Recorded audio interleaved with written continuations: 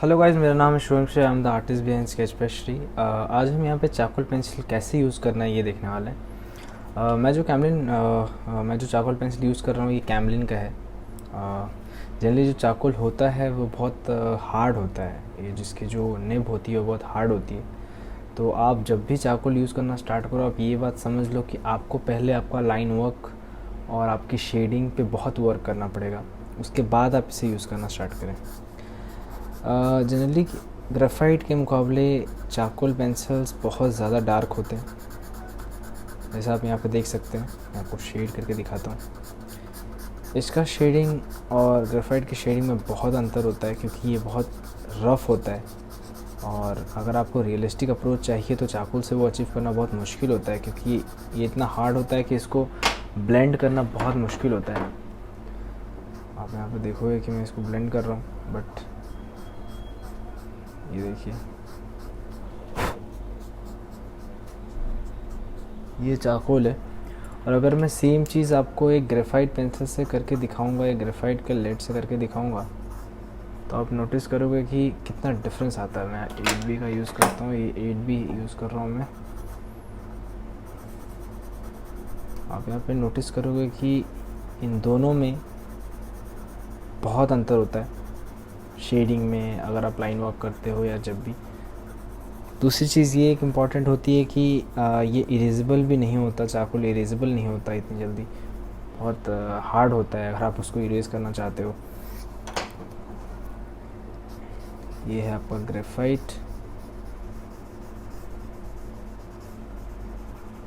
आप नोटिस करेंगे दोनों के जो वैल्यू है उसमें कितना डिफरेंस है। ये चारकोल है, ये ग्रेफाइट है। और ग्रेफाइट जनरली हम जनरल टर्म्स में यूज़ करते हैं अगर हमें पोर्ट्रेट बनाना है या फिर जो भी, लेकिन चारकोल भी बहुत जगह यूज़ होता है। कुछ लोग पोर्ट्रेट भी बनाते हैं चारकोल से या फिर स्टिल लाइफ करते हैं।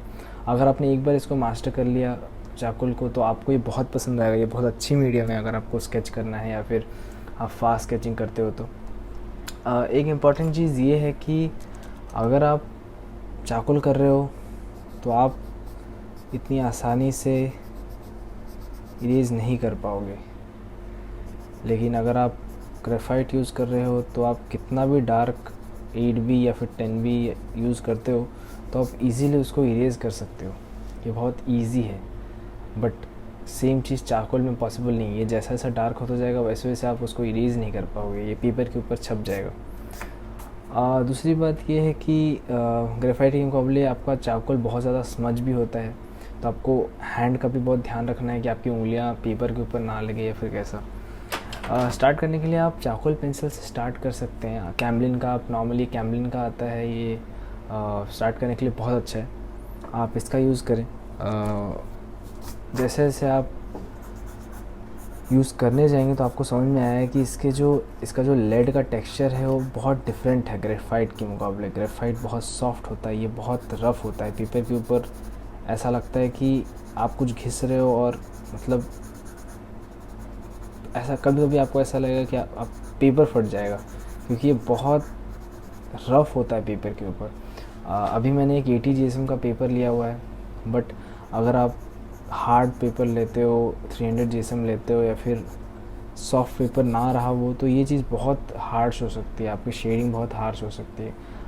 बट अगर आपने एक बार मास्टर कर लिया चारकोल तो ये आपके लिए बहुत आसान हो जाएगा। आप क्या कर सकते हो, आप जनरली जो भी आप सिंपल स्केचेस प्रैक्टिस करते हो वो आप चारकोल के साथ ट्राई कर सकते हो कि चारकोल के साथ वो कैसा दिखेगा। चारकोल के साथ आप उसको स्केच करें, आपको पता चलेगा कि वो चीज़ कैसे दिखने वाली है या फिर आगे जाके कैसे दिखेगी। आपको ये भी अंदाज़ा होगा कि अगर मैं चारकोल यूज़ कर रहा हूँ या फिर कोई और मीडियम यूज़ कर रहा हूँ, जैसे अभी हम आगे वाले वीडियोज़ में हम बॉल पॉइंट पेंट कैसे यूज़ करते हैं, ये सारी चीज़ें भी देखेंगे। बट आप बस ये कोशिश करें कि अगर आप कोई नया मीडियम यूज़ कर रहे हैं उससे पहले आप पेंसिल को अपना स्ट्रॉन्ग रखें, क्योंकि आपका लाइन वर्क स्ट्रॉन्ग होना चाहिए, आपको शेडिंग के बारे में पता होना चाहिए। शेडिंग के ऊपर और लाइन वर्क और ये सारी चीज़ों के ऊपर मैंने ऑलरेडी वीडियोस बना रखे हैं, आप उसको ज़रूर देखें। और उसके बाद जब आपको पता चल गया कि आपको क्या करना है, उसके बाद आप चारकोल के साथ या फिर बॉल पॉइंट के साथ खेलेंगे। मैं अभी एक सिंपल स्केच आपको बना के दिखा रहा हूँ यहाँ पे कि अगर मैं चारकोल के साथ करूँगा तो कैसा वो लगेगा। ये जनरली चारकोल बहुत ही ज़्यादा हार्श होता है, इसके लिए जो इसके स्केचेस होते हैं वो बहुत कॉमिक स्टाइल में आप कह सकते हैं। बहुत सारे लोग इसको रियलिस्टिक अप्रोच से भी कर सकते हैं। उसके लिए उतना ही आपको प्रैक्टिस लगेगा। अगर आपको चारकोल पसंद है तो आप चारकोल यूज़ कर सकते हैं, इसमें कोई दिक्कत की बात नहीं है। चारकोल एक बहुत अच्छा मीडियम है, मुझे बहुत पसंद है पर्सनली। मैं बहुत सारे कैरेक्टर स्केचेस करने के लिए या फिर जब भी मुझे कुछ बॉडी स्केचेस करना होता है तो मैं चारकोल का ही यूज़ करता हूँ, क्योंकि ये बहुत ईजी होता है। आप इसको ईज़िली अपने हिसाब से चला सकते हो। ये बहुत फास्ट भी है, अगर आप देखोगे इसकी जो निब होती है वो बहुत ब्रॉड होती है। मैं यहाँ पे सिंपली आपको एक सिंपल फेस स्केच करके बता रहा हूँ।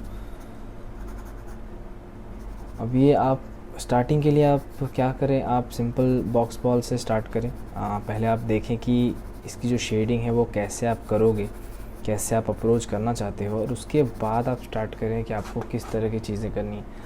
अगर आप देखोगे यहाँ पे ये थोड़ा थोड़ा क्रेयॉन का टेक्सचर भी आप कह सकते हो, क्रेयॉन की टाइप का टेक्सचर मिलता है। बट अगर आप सॉफ्ट पेपर लेते हो तो आसान है ये करना, लेकिन अगर आप हार्ड पेपर लेते हो तो ये उतना ही रफ़ हो जाता है ये स्केचिंग। मैं यहाँ पे थोड़ा स्मूथ कर देता हूँ ताकि आपको समझ जाए। अब ये जो मार्किंग्स रहेगी ये बहुत प्रोमिनेंट रहेगी, क्योंकि जैसा मैंने आपको कहा चारकोल इतना इजीली इरेजेबल नहीं होता है। चारकोल इरेज करने के लिए भी अलग से इरेजर्स आते हैं, पेन इरेजर आता है जो उसको इरेज कर सकता है। बट अगर आप एक सॉफ्ट पेपर यूज़ कर रहे हो तो वो मार्किंग तो छोड़ेगा ही, और वो उतना क्लीन तरीके से मिटेगा नहीं। तो आपको ये देखना है कि आपका जो मार्किंग हो वो क्लियर हो, ताकि आपको बाद में परेशानी ना हो, क्योंकि अगर आप बाद में करने जाओगे तो आपको दिक्कत आएगी। आगे आने वाले वीडियोस में हम सारी चीज़ें नोटिस करेंगे कि कैसे आप सारे मीडियम यूज़ कर सकते हैं, या फिर आप कैसे कैसे मिक्स मीडिया के लिए आप मिक्स मीडिया की तरफ आगे बढ़ सकते हो। आप मिक्स मीडिया भी इतना हार्ड नहीं होता, सिंपली आपको वैल्यूज़ ही करना है, आपको शेडिंग ही करनी है। अगर आपने एक बार अच्छे से वैल्यूज़ समझा और लाइन वर्क आपका स्ट्रॉन्ग है तो फिर आप कुछ भी ड्रॉ करो, आप किसी भी मीडियम का यूज़ करो, बस आपको थोड़ी थोड़ी टेक्निक सीखनी है। बाकी सारी चीज़ें आपकी सेम रहेगी। आपके जो ड्राइंग के रूल्स होते हैं या फिर स्केचिंग के रूल्स होते हैं वो सारी चीज़ें सेम रहेगी। अगर आप वाटर कलर करना चाहते हो कलरिंग में, या एक्रेलिक करते हो या ऑयल करते हो, सिर्फ थोड़ा टेक्निक का फ़र्क होता है। बाकी आप देखोगे आपको जो बेसिक्स होता है, जैसे लाइट एंड शैडो ऑब्ज़र्व करना, या शेडिंग सीखना, या फिर वैल्यूज़ को समझना, ये सारी चीज़ें सेम रहती है, ये सारी चीज़ें चेंज नहीं होने वाली। तो मैं आपको ये सजेस्ट करूँगा कि आप स्टार्टिंग में उस पर ध्यान दें, और धीरे धीरे आप अलग अलग मीडियम को ट्राई करते रहें। अलग अलग मीडियम ट्राई करना बहुत अच्छी बात है, क्योंकि आप नई नई चीज़ें सीखने को आपको मिलता है, प्लस आपको नए नए मीडियम के साथ साथ आपको नई नई टेक्निक्स के बारे में पता चलता है, जो आपको मिक्स मीडिया बनाना है अगर, तो उसके लिए बहुत हेल्प करता है। बट इसका मतलब ये नहीं है कि आप बहुत जल्दीबाजी में इसकी तरफ बढ़ जाएं, क्योंकि अगर आप ऐसा करोगे तो फिर आप हो सकता है कि आप लाइन वर्क या शेडिंग प्रॉपरली ना समझो और डायरेक्टली आप इसकी तरफ आ जाओ, जो कि आपको बाद में इफ़ेक्ट करेगा। आप कोशिश करें कि आपका लाइन वर्क स्ट्रॉन्ग हो, आपने शेडिंग समझ ली है, और इन प्रोसेस के बाद आप चारकोल या बॉल पॉइंट पेन ये सब का यूज़ करें तो आपके लिए आसान होगा।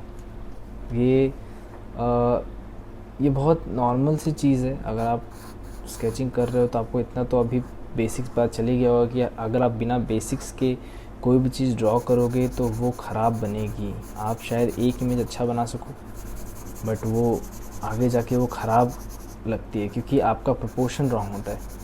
तो आप कोशिश ये करें कि आपका प्रोपोर्शन राइट हो। पहले आप प्रोपोर्शन के ऊपर वर्क करें, रेफरेंस इमेज का यूज़ करें। रेफरेंस इमेज बहुत ज़रूरी है आप कोई भी चीज़ कर रहे हो तो। यहाँ पे मैं आपको शो कर रहा हूँ कि अगर आप देख सकते हो कि इसका जो शेडिंग का पार्ट है, मैं सिंपली अगर लाइट हैंड से भी इसको शेड कर रहा हूँ फिर भी इसके ऊपर एक टेक्सचर आ रहा है। ये टेक्सचर सिर्फ़ और सिर्फ इसके लेड के हार्डनेस की वजह से है। यहाँ पे मैंने 80 GSM का पेपर यूज़ किया है जो कि बहुत सॉफ्ट है। अगर आप देखोगे, अगर आपने हार्ड पेपर यूज़ किया जिसमें टेक्सचर पेपर यूज़ किया तो वहाँ पे ड्रॉ करना चारकोल के साथ बहुत मुश्किल होता है, क्योंकि हमें समझ नहीं आता कि हम कैसे उसको ब्लेंड करेंगे। ये ब्लेंडिंग के लिए बहुत इजी नहीं है। जो चारकोल यूज़ करते हैं, अगर आपने देखा होगा बड़े बड़े आर्टिस्ट चारकोल यूज़ करते हैं, उन्हें चारकोल बहुत पसंद है। लोग जब प्रैक्टिस करते हैं फिगर्स या फिर शैडो या लाइट तो चारकोल के साथ करते हैं, ये आसान होता है उनके लिए। और अगर आपने एक बार चारकोल यूज़ करना सीख लिया तो आपके लिए भी बहुत आसान होगा। और मैं तो आपको ये कहूँगा कि आप एक बार ये करना स्टार्ट करोगे, आपको अगर ये अच्छा लगता है तो आप कंटिन्यूसली इसको करना चाहोगे। ये बहुत अच्छा मीडियम है। आप एक बार स्टार्ट करो, आप देखो आपको कैसा लगता है। पेंसिल तो आप कर ही रहे हो प्रैक्टिस, आप कोशिश करें कि पेंसिल आप ज़्यादा प्रैक्टिस करें, क्योंकि वो आपको बहुत जगह हेल्प करने वाला है। आपका जो बेसिक स्टार्ट होने वाला है वो पेंसिल के साथ ही है, उसके बाद आप चारकोल या फिर पेन की तरफ बढ़ोगे। तो आप कोशिश यही रखें कि आपका जो बेसिक्स है वो करेक्ट हो पेंसिल्स के साथ, और उसके बाद आप बाकी चीज़ों के तरफ आगे बढ़ें। और जैसा आप देख सकते हैं, इसको स्मूथ करने का भी थोड़ा, अगर मैं ईयरबड्स के साथ इसको स्मूथ करता हूँ तो इसका जो डार्कनेस है, इसका जो वैल्यू है बहुत ज़्यादा है, क्योंकि ये निब इतनी डार्क होती है कि ये बहुत जल्दी, आप देख सकते हो बहुत जल्दी डार्क होता है। और अगर आप नोटिस करोगे यहाँ पे पेपर कितना ज़्यादा गंदा हो चुका है। मैंने एक दूसरा शीट का यूज़ नहीं किया, मेरा हाथ लग रहा है, इसकी वजह से ये बहुत गंदा हो चुका है। बट यहाँ पे मैं आपको जो शो कर रहा हूँ कि आप कैसे स्केच अगर आप करना चाहते हो तो आप कर सकते हो। इतना टफ़ नहीं है। बहुत सारे लोग चारकोल यूज़ नहीं करते हैं, लेकिन चारकोल कोई ऐसा हार्ड या फिर बहुत टफ़ चीज़ नहीं है। ये सिंपल पेंसिल ही होता है, इसका बस जो लेड है वो अलग है। आपको बस इतना समझना है, थोड़ा सा रफ़ है। जिस तरीके से आप HB पेंसिल यूज़ करते हो या फिर 2B या फिर H सीरीज़ यूज़ करते हो जिसमें हार्डनेस का डिफरेंस होता है, ग्रेफाइट का डिफरेंस होता है, सेम आप इसमें भी ऑब्ज़र्व कर सकते हो, इसमें भी हार्डनेस का डिफरेंस है। आप स्टार्टिंग के लिए कैमलिन के ये जो पेंसिल्स हैं वो आप यूज़ करें, उसके बाद आप बाकी कंपनीज़ के यूज़ कर सकते हैं। हम लोग चारकोल पेंसिल्स के और चारकोल के बारे में, जो चारकोल के जो लेड्स होते हैं, ये तो पेंसिल है, बट अगर लेड से ड्रॉ करना चाहते हो तो उसके साथ भी हम आपको एक वीडियो में मैं आपको बताऊंगा कि कैसे आप स्टार्ट कर सकते हो उस चीज़ को, ताकि आपको समझ में आ जाए कि आपको धीरे धीरे कैसे वर्क करना है। मैं आपको सिंपली बस यहाँ पे कुछ बना के दिखा रहा हूँ ताकि आप समझ जाओ कि इसकी जो शेडिंग है वो किस तरह से की जाती है। अगर आप देखोगे ये स्केच करने में मुझे ज़्यादा टाइम नहीं लगा है, बट मेरे जो मार्क्स हैं वो प्रोमिनेंट हैं। मैं उसको ज़्यादा इरेज़ नहीं कर सकता, ज़्यादा चेंजेस नहीं ला सकता इसमें, तो मुझे हाइलाइट्स भी पहले से छोड़ना पड़ता है यहाँ पे, क्योंकि मैं बाद में उसको इरेज़ नहीं कर सकता। तो हर चीज़ यहाँ पे वैसे ही है। आप कोशिश करें कि आप पहले लाइट एंड शैडो और ये सारी चीज़ें प्रैक्टिस कर लें, और उसके बाद आप आगे बढ़ें इसकी तरफ। ये बहुत इजी मीडियम है, इतना हार्ड नहीं है, ये बहुत जल्दी आप कर सकते हो, लेकिन आपको उसके लिए लाइट एंड शैडो, शेडिंग, ये सारी चीज़ें क्लियर होनी चाहिए आपके एंड से। उसके बाद आप अगर ये करते हो तो इजी पड़ेगा आपको। जनरली आप देखा होगा आपने, ये कॉमिक बुक में जनरली यूज़ करते हैं, या फिर बहुत सारे लोग का स्टाइल होता है ये यूज़ करना। तो आप अगर आपको ये यूज़ करना है, अगर आपको ये पसंद है ये स्टाइल, तो आप चारकोल से स्टार्ट कर सकते हैं। बट मैं आपको यही सजेस्ट करूँगा, पहले आप लाइट शैडो और ये सारी चीज़ें स्टडी कर लें, और उसके बाद ये मीडियम स्टडी करें। ये मीडियम बहुत इजी है, और ये जस्ट एक मीडियम है, ये स्केचिंग नहीं है, ये बस एक टेक्निक है। आपको एक नई पेंसिल मिल रही है, आपको एक नया मीडियम मिल रहा है, आप शायद कुछ नया स्केच करो, बट इसका मतलब ये नहीं है कि आपको बेसिक्स चेंज करने पड़े। तो बेसिक्स तो सेम ही रहेगा, आप कहीं पे भी अगर जाते हो तो वो बेसिक्स चेंज नहीं होगा। तो आपको यही कोशिश करना है कि जो बेसिक्स है, अगर आप कोई चीज़ जानते हो कि कैसे करना है तो आप वही फॉलो करें। अलग अलग शेडिंग टेक्निक आप देख सकते हो यहाँ पे, ये बहुत रफ़ होता है, बहुत ज़्यादा रफ़ होता है, इसी कारण पेपर पे इसका जो इफ़ेक्ट है वो बहुत अलग आता है। मैं आपको ईयरबड्स के साथ मर्ज करके भी दिखाऊंगा।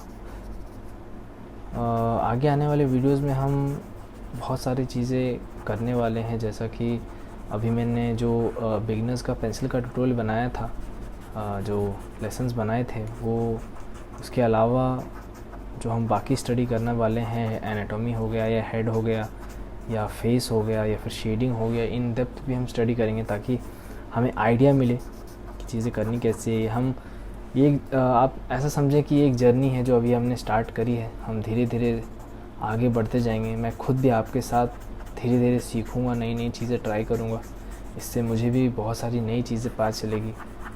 यूट्यूब पे तो बहुत सारे वीडियोस हैं जो आपको नई नई चीज़ें सेम चीज़ बहुत बताएंगे, बट हम यहाँ पे कोशिश करेंगे कि हम ज़्यादा से ज़्यादा एक्सपेरिमेंट कर सकें ताकि हम ज़्यादा से ज़्यादा सीख सकें।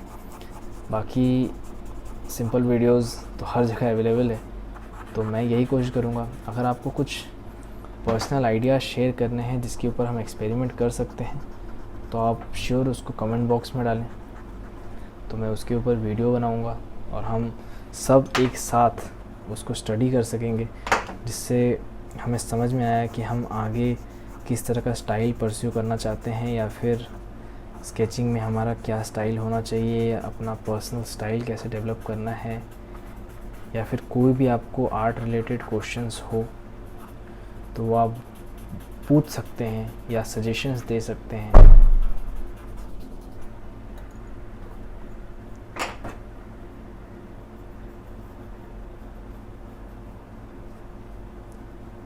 इस वीडियो में हमने चारकोल कवर किया है, नेक्स्ट वीडियो में हम बाकी सारी चीज़ें देखेंगे। Till then keep practising. ये चारकोल पेंसिल से अभी ये स्केच हुआ है, आप कोशिश करें चारकोल अगर आप यूज़ करना चाहते हैं तो आप धीरे धीरे नई नई चीज़ें स्केच करें। कोशिश करें कि आप अलग अलग चीज़ें धीरे धीरे सिंपल शेप से कॉम्प्लेक्स शेप की तरफ बढ़ें, और ये इतना हार्ड नहीं है। अगर आपको इसके ऊपर कोई डाउट है तो आप मुझे पूछ सकते हैं, मैं एक और वीडियो बनाऊंगा जिसमें मैं इन डेप्थ सारी चीज़ों के बारे में बताऊंगा। Till then keep practising and अगर अभी आपने सब्सक्राइब नहीं किया है चैनल तो प्लीज़ सब्सक्राइब करें। Till then bye, see you in next video.